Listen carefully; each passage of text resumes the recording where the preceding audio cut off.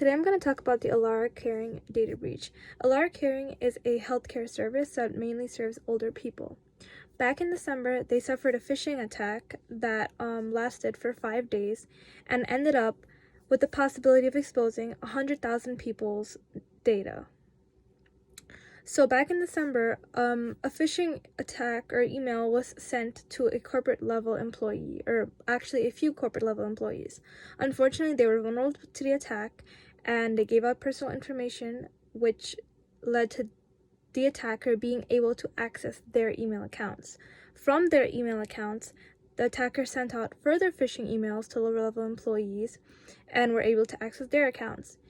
Because of the access that they had, they would have been able to access datasets that included the home addresses, phone numbers, social securities, bank account information, driver's license of up to 100,000 people. Now, at the moment, Elara Caring is not exactly sure if that data was accessed or not, because they have searched the web for seeing, as most attackers do, get this data and then sell it. They have not found evidence of that. However, obviously attackers can use, this information for a multitude of other things. So their response to this attack was to contact a third-party cybersecurity firm, which investigated the attack and found out what happened. And they offered 2 years of credit monitoring through Experian. And now, as a result of this, they pledged to, train their employees on phishing, avoiding phishing attacks, and also enabling multi-factor authentication for login, so that when you log in, you don't just put your password and go. There is multiple steps to get into an account. Overall, my team thinks that this was a very, very, very poor job, because overall they did not have anything in place prior. Their response to the attack was okay, but it's just that, first of all, the attacker was inside their email system for 5 days unnoticed. They clearly have no cybersecurity team in place. Prior to the attack, they did not have protocols established by maybe an outside cybersecurity firm.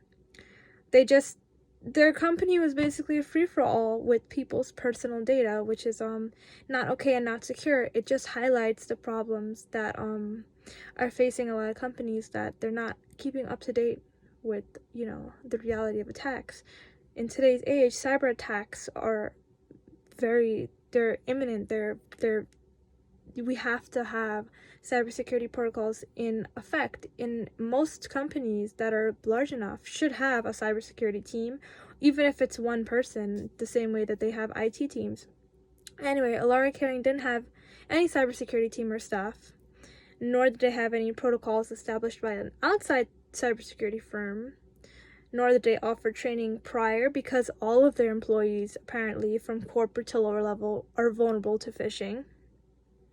And they didn't even have system barriers in place, such as two-factor authentication. So we think that they did a poor job. Going forward, they pledged to train and enable multi-factor authentication, and they're offering monitoring services. So going forward, they're doing okay in handling it, but previously, overall, the situation did not have to be as serious as it was. So we give them a okay rating for handling this situation.